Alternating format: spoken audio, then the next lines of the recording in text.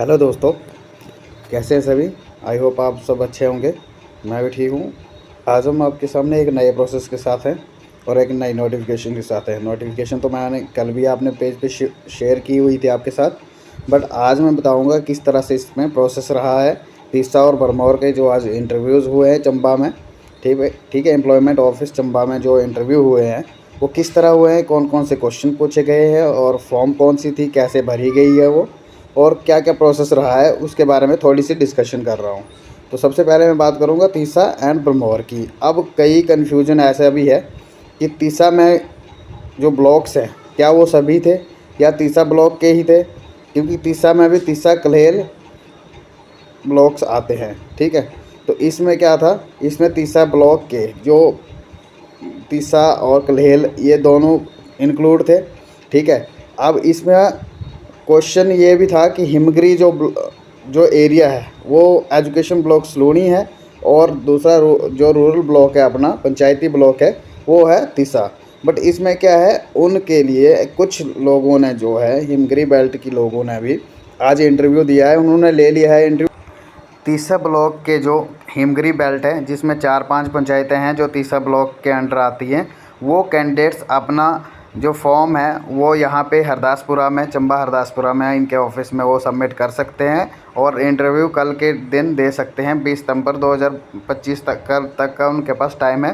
वो कैंडिडेट्स यहाँ आकर अपनी फॉर्म सबमिट कर दें। तो इसके बाद हम बात करेंगे तो भरमौर में जितने ब्लॉक थे एजुकेशन ब्लॉक उनका हो गया आज इंटरव्यू। ठीक है, उसके बाद पांगी 22 को है और चंबा में जो ब्लॉक्स आएंगे जैसे कियानी है, अपना महला ब्लॉक है या कोई अन्य और भी ब्लॉक्स हैं, तो उनके इंटरव्यू भी अभी होने को, जैसे भी उनकी नोटिफिकेशन आती है वो मैं आपके साथ शेयर कर दूंगा। आप फॉलो करके रखें मुझे ताकि आपको हर नोटिफिकेशन मिलती रहे।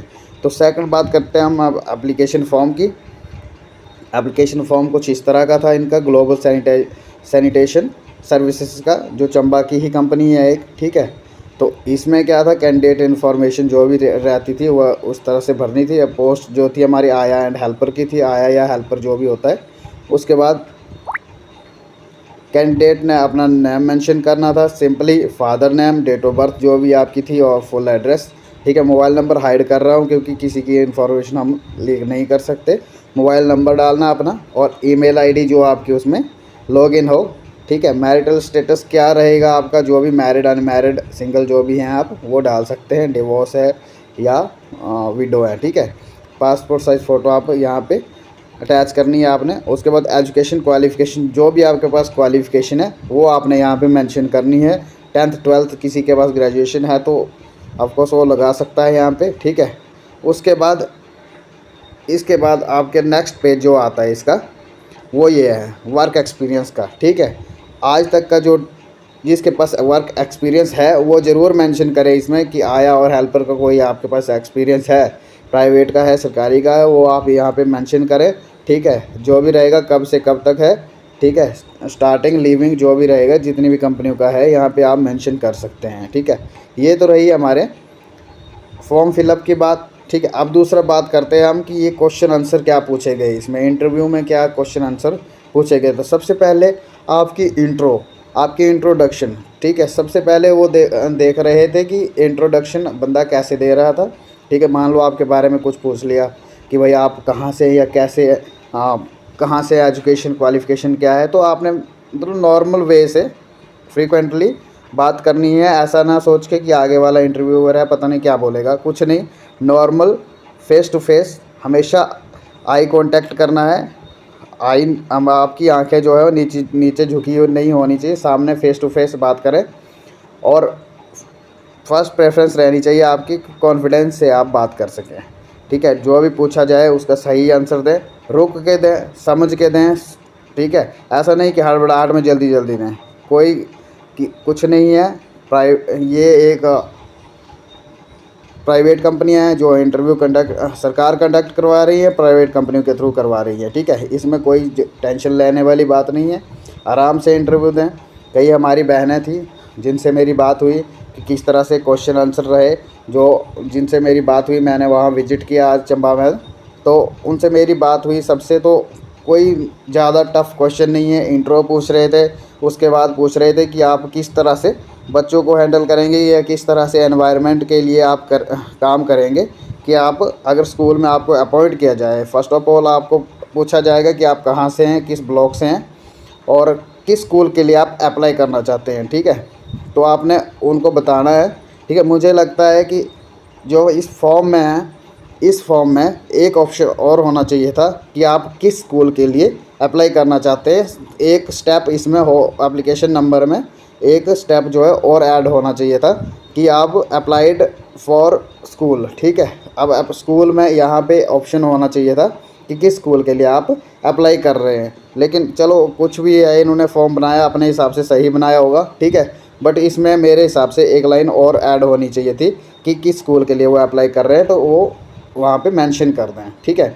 और दूसरी बात मैं कर रहा था कि क्वेश्चन आंसर। अब क्वेश्चन आंसर में नॉर्मल यही पूछा गया कि आप किस तरह से बच्चों की केयर करेंगे या किस तरह से आप माहौल बनाएंगे वहाँ पे और क्या क्या आप काम कर सकते हैं वहाँ पे। तो इस तरह से क्वेश्चन पूछे गए और तरह तरह के क्वेश्चन पूछे गए। ऐसे नहीं था कि भाई पर्टिकुलरली एक ही क्वेश्चन पूछा गया, नहीं, कुछ भी पूछ दे रहे थे किसी से।